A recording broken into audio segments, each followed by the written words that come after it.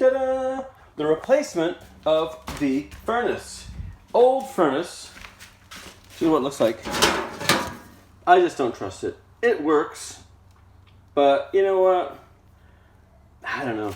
If that thing caught fire for whatever reason, right, it would be my fault for keeping it. So I went with a brand new one. Now, here's how I'm installing it.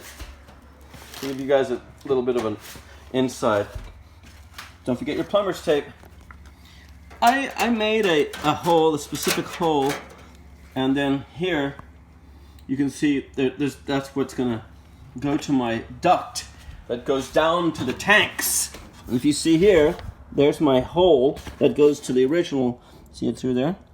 That is going to come up through this hole here. Now I also put a metal plate down for the furnace just because it's cooler, it's safer.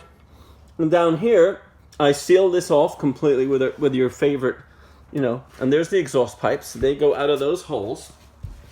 And instead of the El Cheapo furnace component that is sent with the replacement, aka this thing, alright, I just think it's chintzy and cheap, you know. Maybe chrome and all that, but I'm not buying it. Not feeling it at all. Besides, it was bent a little bit in the packaging, which kind of indicates to me that on top of it, it is cheap. So the one that came with the Airstream is this, and I find this to be much more luxurious. So that, of course, is essentially coming through here.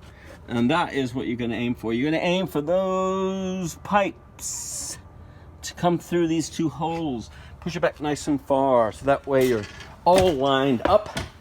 And then so that there's no leaking or any peculiar stuff, you get your plumber's tape.